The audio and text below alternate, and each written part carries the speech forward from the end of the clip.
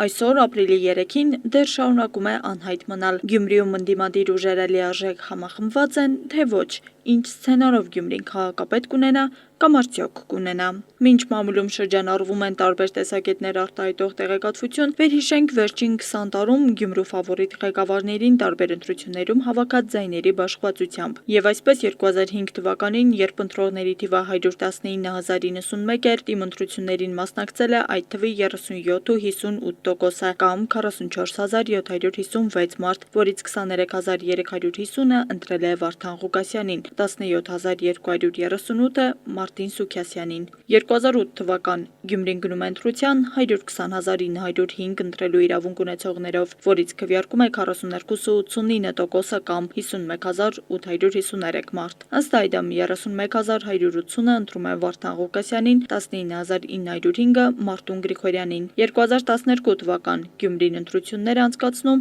125,658 ընտրության իրավունք ունեցող անձանցով։ Նրանցից սակայն քվեարկությանը մասնակցում է 46,093-ը։ Ձայների մեծամասնությանն արժանացել են Սամվել Բալասանյանը 27,500 քվեով եւ Հովսեփ Սիմոնյանը 10,281 քվեով։ 2016 թվականին թիմ ընտրությունների մասնակցելու հնարավորություն ուներ 125,983 գյումրեցի։ Նրանցից մասնակցել են 45,670-ը։ Ձայների բաշխվածությունը հետևյալն է եղել. Սամվել Բալասանյան 14,987 քվե, Վարդան Գրիգորյան 9,344 քվե։ Իթևս այլ քաղաքական ուժերի 2016 թվականին թիմ ընտրություններին մասնակցություն է ունեցել նաև այժմ իշխող Քաղաքացիական պայմանագիր կուսակցությունը 638 քվեով։ 2021 թվական Գյումրին ուներ 109,453 ընտրող եւ այդ թվականին թիմ ընտրություններին մասնակցության թերևս ամենացածր ցուցանիշն է գրանցվել։ Քվեարկությանը մասնակցել է 26,468 մարդ, արդյունքում Վարդգես Սամսոնյանը ստացավ 9,631 քվե, Հովհաննես Հարությունյանը